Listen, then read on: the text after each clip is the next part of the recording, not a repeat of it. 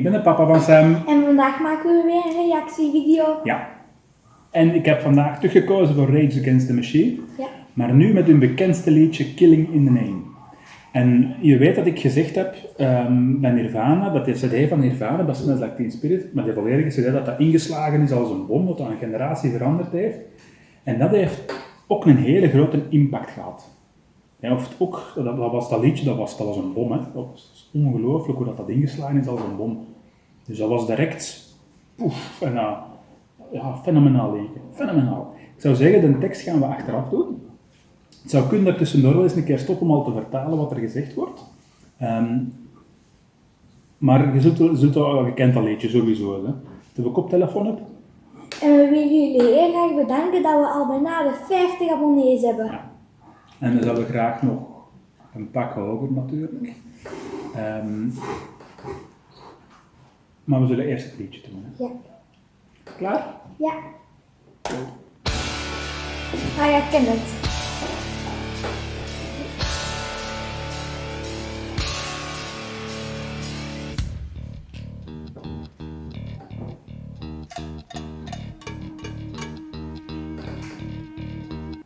Dat is een koebel.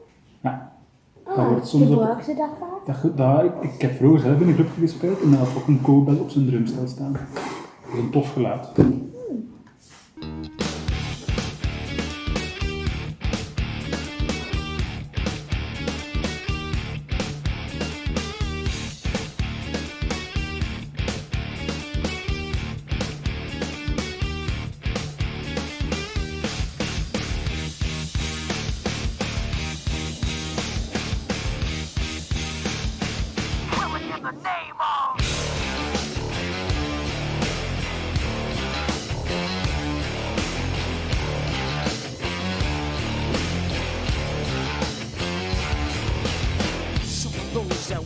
Forces are the same that burn crosses.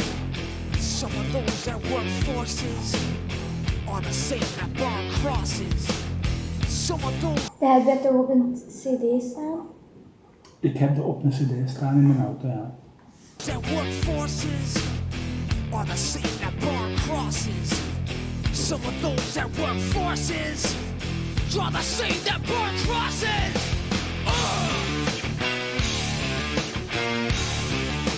Killing in the name of. Killing in the name of. Now you do what they told you. Now you do what they told you. Now you do what they told you. Now you do what they told you. And now you do what they told you. And now you do what they told you. And now you do what they told you. And now you do what they told you. And now you do what they told you. And now you do what they told you. And now you do what they told you. And now you do what they told you. Those who died are justified. But wearing the badge, yeah, you're chosen white. You're justified. Those that died, but wearing the badge, yeah, you're chosen white. Those who died are justified. But wearing the badge, yeah, you're chosen white. You're justified. Hoeveel cd's waren daarvan verkocht? Dat weet ik niet. Oh, veel waarschijnlijk. Ja, heel veel. Meer als die andere zo Dat weet ik 10. niet. Ik wil dat zo beter eens een keer opzoeken. Maar... Those who died, but wearing the badge, yeah, you're chosen white. Some of those that work forces are the same that burn crosses. Some of those that work forces are the same that burn crosses. Some of those that work forces are the same that burn crosses. Some of those that work forces are the same that burn crosses.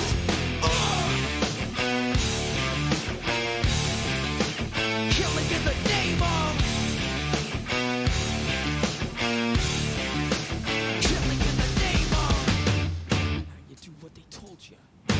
And now you do what they told you. And now you do what they told you. And now you do what they told you.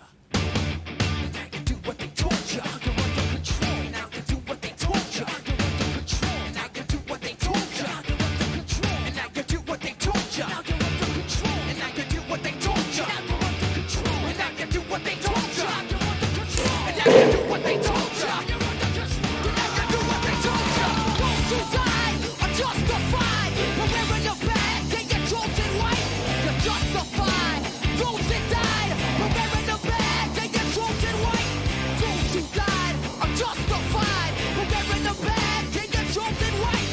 justify those that died for bearing a badge and your chosen right. Come on!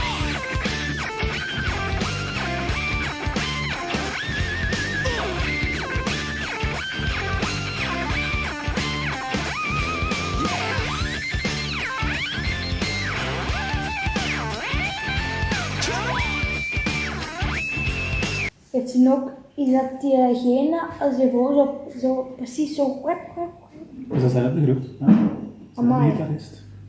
doet je in elk liedje zo een bekkensolo. De meeste wel, ja. Ja. Ik vind dat wel cool. Dat was, eigenlijk was dat mode. Gitaarsolo's, zo, als je gaat kijken, zo eind jaren 70 is dat begonnen. Jaren 80 met Iron Maiden en zo, was dat absoluut een hype, Metallica ook. En dat is nog altijd een gevolg ervan dat dat een tijd echt mode geweest heeft, een gitaarsolo in een liedje. En je hebt al fantastische gitaarsolo's bij, dat als je enkele solo hoort, dat je onmiddellijk weet over welk liedje dat gaat. Ik hoor nog allemaal dat Metallica heeft er daar sublemen in, maar we zoeken wel hoor. Fuck you, I won't do what you tell me. Fuck you, I won't do what you tell me. Fuck you, I won't do what you tell me. Fuck you, I won't do what you tell me. Fuck you, I won't do what you tell me. Fuck you, I won't do what you tell me. Fuck you, I won't do what you tell me. Fuck you, I won't do what you tell me. Fuck you, I won't do what you tell me. Fuck you, I won't do what you tell me. Fuck you, I won't do what you tell me. Fuck you, I won't do what you tell me. Fuck you, I won't do what you tell me. Motherfucker! Wow, kijk, trouwens, dat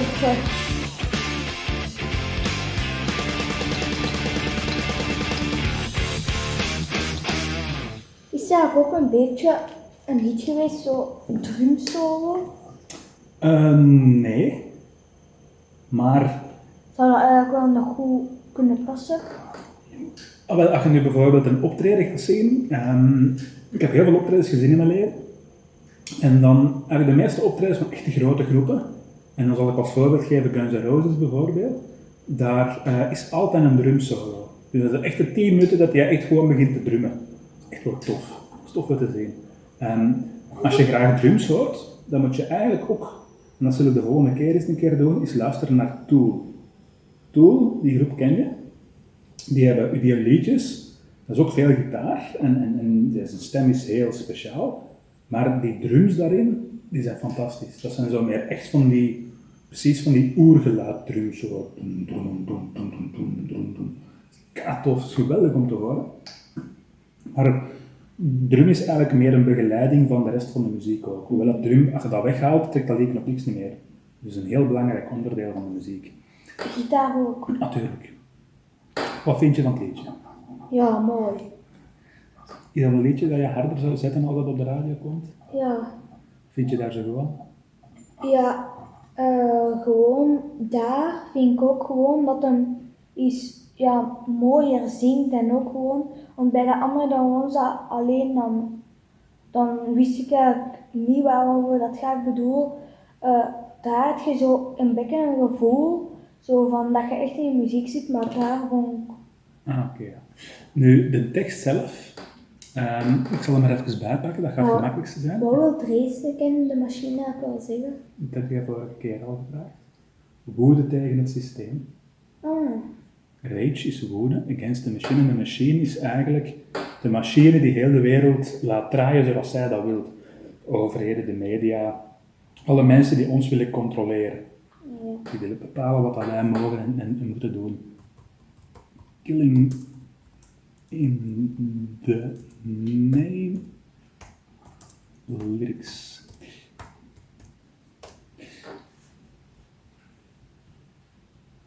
Dat liedje dat is eigenlijk gemaakt naar aanleiding van de arrestatie en de doodslag van Rodney King.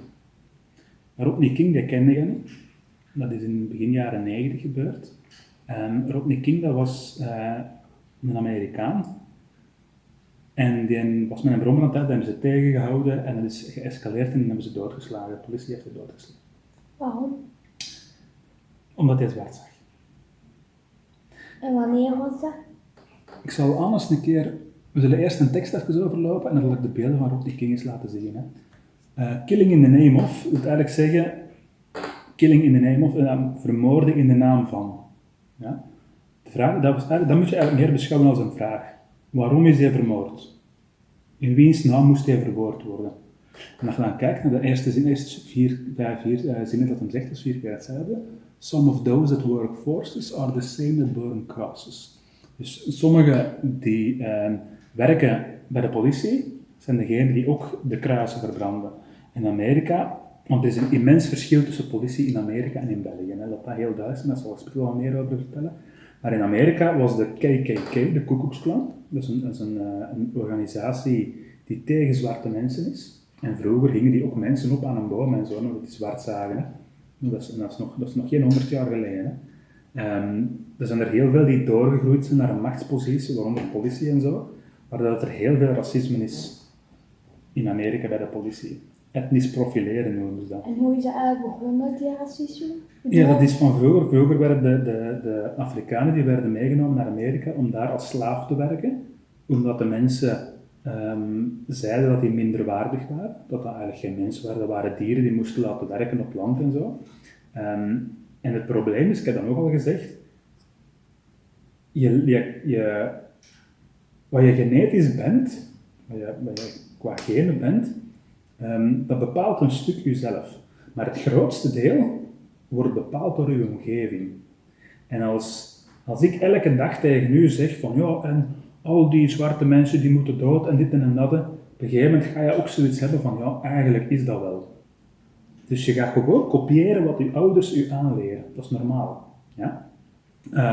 Maar dat is al generatie na generatie na generatie.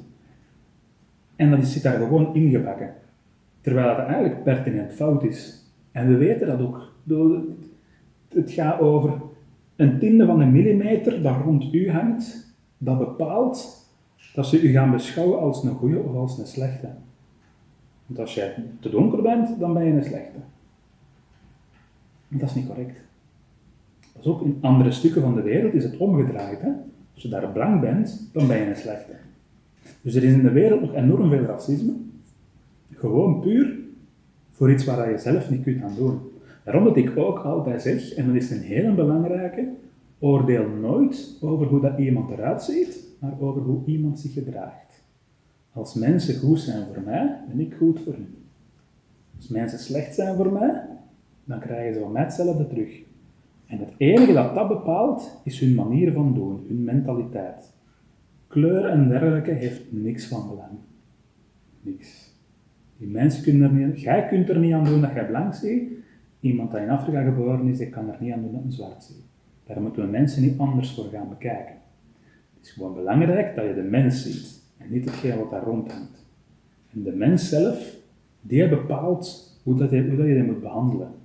Als die heel vriendelijk is tegenover, zij vriendelijk terug. Heeft hij respect voor u, heb respect terug. Dus als die niet als slaaf werden behandeld, zal er nu geen racisme zijn? Nee, dat is niet waar. Nee. In Amerika is dat daar echt ingegroeid geweest, dat racisme. Omwille van die slavernij. In Europa is dat iets minder. Maar in Amerika, ik heb al gezegd, het verschil tussen de politie in Amerika en in bijvoorbeeld België, maar Europa in het algemeen eigenlijk vooral. Ik denk dat we in België heel fier mogen zijn op onze politie. Waarom? Omdat in België, en je moet weten, in België zijn er 45.000 politieagenten. Dan zitten er altijd wel een paar slechte bij. Dat is normaal. Dat is normaal. Maar 99%, dat zijn echt goede mensen. Die willen hun werk goed doen, die willen mensen helpen. Die hebben het goed voor met de mensen. Die 1%, dat zijn degenen die je dan opnieuw ziet en dan, jammer genoeg, beschouwen dan iedereen als slecht, maar dat klopt niet. Het grote verschil ook is, in België en in Amerika is de wetgeving anders. In Amerika, je kunt heel simpel zeggen, als je in België als politieagent je wapen pakt en je schiet, ja, dan komt er een heel onderzoek van en waarom heb je dat gedaan en dit en dat, en je komt voor de rechtbank en dat is een heel proces dat gevoerd wordt. In Amerika, als je daar 20 man doodschiet, bij wijze van spreken, en je kan zeggen, ja, maar die willen mij aanvallen, dan is het in orde. Simpel gezegd. Hè? Dus die wetgeving is daar helemaal anders. Is dat beter? Nee, absoluut niet. Want dan heb je voor hetgeen wat je voor hebt, het etnisch profileren in Amerika, is daar immens groot. Het is een immens grote probleem in Amerika, dat bepaalde mensen, en in België ook, hè, in België is dat op sommige plaatsen ook, en soms snap ik dat wel, omdat je nu eenmaal bepaalde buurten hebt, ook in België, ook in Amerika, waar er heel veel problemen zijn. Het probleem is dat er dan echt een onderscheid gemaakt wordt tussen mensen. Als je zegt van dat is een moeilijke buurt, dan moet je iedereen daar controleren. Ja? En niet enkel maar iemand omdat hij donkerder ziet. En in Antwerpen gebeurt dat wel redelijk, want die kinderen die daar regelmatig voor hebben. Is dat de fout van de politie? Nee. Dat is eigenlijk de fout van het systeem. Het systeem is fout. Omdat je eigenlijk mensen minder kansen gaat geven en achter gaat stellen ten opzichte van de rest. En dat kan de politie niet doen. De politie probeert gewoon de orde te handhaven zoals het gevraagd wordt. Als je kijkt naar België en België bijvoorbeeld, daar kun je gewoon aan een politieagent gaan, je kan een vraag stellen, je kan een babbel doen. Dat is de bedoeling, die zijn heel toegankelijk. En die gaan je ook altijd proberen te helpen. Ja? Maar als je bijvoorbeeld er zijn landen in de wereld waar mensen echt schrik hebben van de politie. Hè? Die daar gewoon niks durven aan vragen. Hè? In Amerika bijvoorbeeld, stom voorbeeld, daar kun je 72 uur in de gevangenis vliegen zonder dat ze een reden geven. Dus ik ben politieagent, ik kan niet goed tegen uw gezicht aanvaren maar 72 uur in een bak zitten. In België kan dat niet. Kan niet. Bestaat niet. En dat is maar goed ook. En dat is hetgeen wat eigenlijk zij er een beetje willen mee aantonen. Dat is dan gekomen met Rodney King, de dood van Rodney King. Wat dat heel veel protest is geweest. Er zijn steden die in brand hebben gestaan, echt letterlijk. Er zijn heel zware rellen geweest toen. En jammer genoeg, George Floyd heeft uitgewezen dat het nog altijd niet beter is. Maar, zoals nog gezegd, het heeft niks te maken dat politieagenten zijn. Het heeft er vooral mee te maken hoe dat die zijn als mens. En in België is dat weer anders. In België ga je zoiets eigenlijk niet voor hebben. Waarom niet? Omdat het hier een andere opleiding is, de mentaliteit is hier ook anders. Hier kun je eigenlijk zeggen van de politie doet hier echt wel goed werk. In Amerika kan je zeggen van daar is het echt met momenten dat balanceert over de grens van dit is eigenlijk er los over. Maar ik hoop dat er op een gegeven moment toch een mentaliteitsverandering komt en dat het toch gaat beteren. Ondertussen is dat liedje nogal bijna 30 jaar oud en nog altijd niet beter, dus laten we hopen dat het nu misschien wel komt. Ja. Voilà. Wil je nog iets zeggen daarover? Nee. Nee? Oké, dan was het alweer, hè? Ja. Voilà. Ga jij nog afsluiten, Anna? Ja. Tot de volgende keer. Dag. Dag.